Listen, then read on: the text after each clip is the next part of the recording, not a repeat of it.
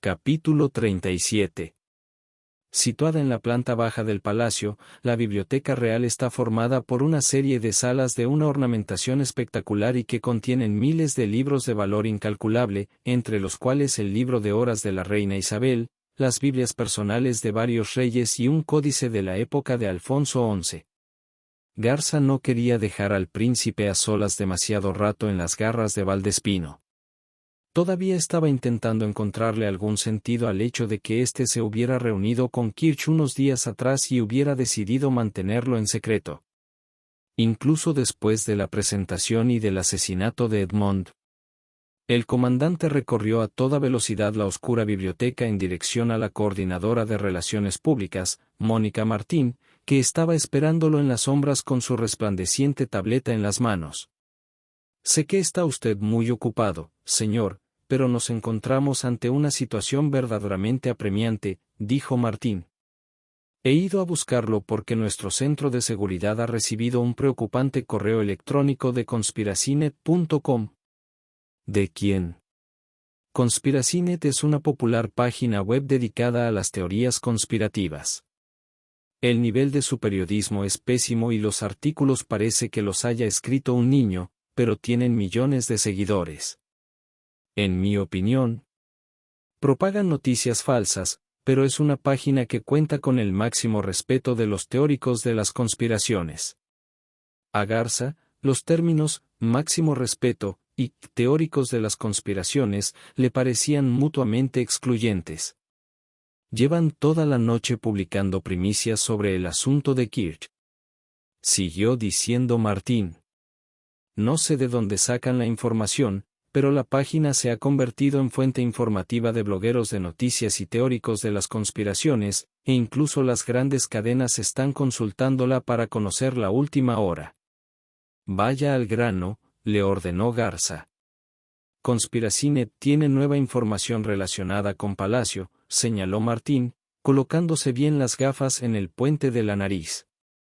Van a publicarla en 10 minutos y querían darnos antes la posibilidad de hacer algún comentario al respecto. Garza se quedó mirando a la joven con incredulidad. La Casa Real no comenta cotilleos sensacionalistas. Al menos échele un vistazo, señor. Martín le mostró la tableta. El comandante cogió el aparato y vio una segunda foto del almirante de la Armada Luis Ávila. No estaba centrada y parecía haber sido tomada por casualidad. En ella se veía al almirante con el atuendo de gala de la Armada caminando por el pasillo de un museo. Parecía como si hubiera sido tomada por alguien que estuviera intentando fotografiar una obra de arte y, sin querer, hubiera capturado a Ávila cuando, de forma inadvertida, éste pasaba por delante. Ya sé qué aspecto tiene Ávila, dijo Garza, ansioso por regresar cuanto antes junto al príncipe y Valdespino.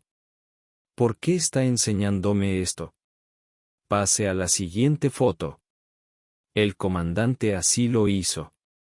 Se trataba de una ampliación de la misma fotografía en la que podía verse la mano derecha del almirante. De inmediato, Garza distinguió el símbolo que tenía en la palma. Parecía un tatuaje. El comandante se quedó mirando la imagen un buen rato. Como muchos otros españoles, sobre todo los de cierta edad, conocía bien ese emblema. El símbolo de Franco. Ese distintivo adornó muchos lugares de España durante gran parte del siglo XX y era sinónimo de la ultraconservadora dictadura del general Francisco Franco, cuyo brutal régimen propugnaba el nacionalismo, el autoritarismo, el militarismo, el antiliberalismo y el nacionalcatolicismo. Garza sabía que ese antiguo símbolo estaba compuesto por 6 letras que, ordenadas, formaban una palabra latina que definía a la perfección la imagen que Franco tenía de sí mismo. Víctor. Cruel, violento e intransigente, Francisco Franco se había hecho con el poder con la ayuda militar de la Alemania nazi y la Italia de Mussolini. Mató a miles de oponentes antes de tomar el control del país en 1939 y proclamarse a sí mismo caudillo, el equivalente español del Führer. Durante la Guerra Civil y los primeros años de la dictadura, aquellos que se atrevieron a oponerse a él desaparecieron en campos de concentración, donde se estima que fueron ejecutadas unas 300.000 personas.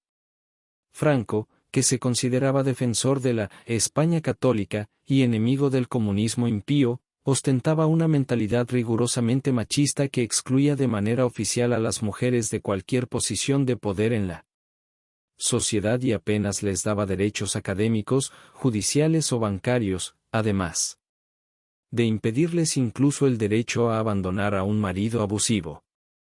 Prohibió todo matrimonio que no se celebrara de acuerdo con la doctrina católica y, entre otras restricciones, declaró ilegales el divorcio, la contracepción, el aborto y la homosexualidad.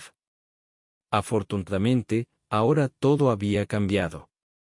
Aún así, a Garza le sorprendía la rapidez con la que el país había olvidado uno de los periodos más oscuros de su historia. El Pacto de Olvido español, un acuerdo político nacional para dejar atrás todo aquello que había tenido lugar bajo el vil mando de Franco, había supuesto que a los niños se les enseñara muy poco en la escuela sobre el dictador. Una encuesta llevada a cabo recientemente en el país había revelado que a los adolescentes les resultaba más fácil reconocer al actor James Franco que a Francisco Franco. Las generaciones de más edad, sin embargo, nunca lo olvidarían. Al igual que la esvástica nazi, el símbolo de Víctor todavía provocaba un profundo temor en el corazón de todos aquellos lo bastante mayores para recordar esos brutales años. A día de hoy, algunos alertaban de que una facción secreta de seguidores franquistas ocupaba las más altas esferas del gobierno español y la Iglesia Católica. Se trataría de una fraternidad oculta de tradicionalistas que habría jurado devolver a España sus extremistas convicciones del siglo pasado. Garza tenía que admitir que muchos mayores contemplaban con horror el caos y la apatía espiritual de la España contemporánea. Para ellos, el país solo podría salvarse con una religión estatal más poderosa, un gobierno más autoritario y la imposición de unas directrices morales más claras. «Mirad nuestra juventud», solían exclamar. «Ha perdido el rumbo». Durante los últimos meses, ante la inminencia del ascenso al trono del joven príncipe Julián, había crecido entre los tradicionalistas el temor de que el Palacio Real pudiera convertirse en otra voz del cambio progresista del país. El compromiso matrimonial del príncipe con Ambra Vidal no había hecho sino alimentar su preocupación. Esta mujer no solo era vasca sino que además era una agnóstica declarada y, cuando fuera reina consorte de España, sin duda tendría influencia en las decisiones que tomara el rey en cuestiones de Iglesia y Estado. Corren tiempos peligrosos, opinaba Garza. Estamos asistiendo a un enconado conflicto entre el pasado y el futuro.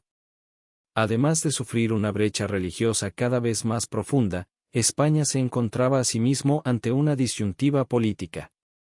¿Mantendría el país su monarquía o sería esta abolida para siempre como en Austria, Hungría y tantos otros países europeos? Solo el tiempo podría decirlo.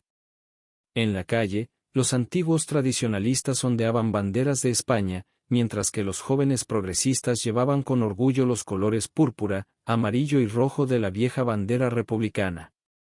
Julián va a heredar un polvorín. Cuando he visto el tatuaje de Franco, dijo Martín, haciendo que la atención del comandante volviera a la tableta, he pensado que tal vez había sido añadido digitalmente a la fotografía. Ya sabe, para generar controversia. Todas las páginas dedicadas a las conspiraciones compiten por conseguir tráfico.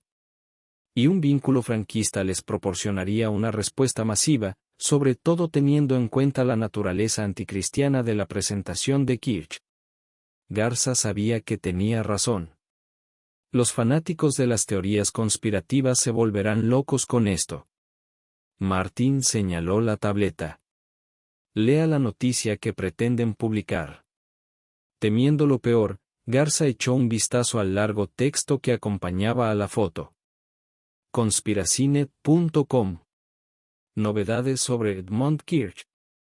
A pesar de las sospechas iniciales de que el asesinato de Edmund Kirch había sido obra de extremistas religiosos, el descubrimiento de este ultraconservador símbolo franquista sugiere que el crimen puede tener asimismo una motivación política. Se sospecha que importantes conservadores que ocupan puestos en las más altas esferas del gobierno de España, e incluso dentro del Palacio Real, están ahora haciendo todo lo posible para hacerse con el control del poder durante el vacío dejado por la ausencia del rey ante su inminente muerte. Patético, dijo Garza, que ya había leído suficiente. ¿Toda esta especulación a causa de un tatuaje? No significa nada. Con la excepción de la presencia de Ambra Vidal en el tiroteo, esta situación no tiene nada que ver con la política del Palacio Real.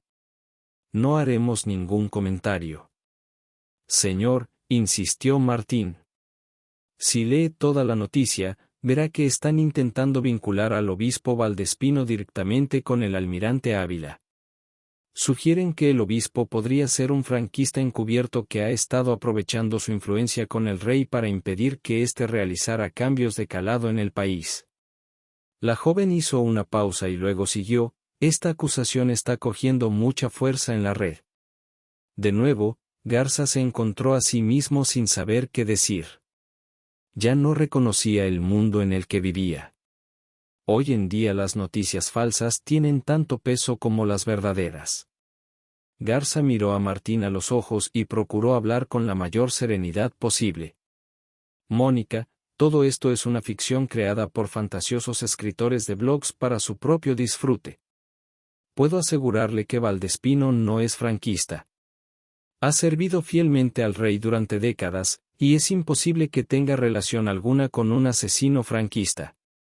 La Casa Real no realizará ningún comentario. ¿He sido claro? Garza se volvió hacia la puerta, ansioso por regresar junto al príncipe y Valdespino. Espere, señor.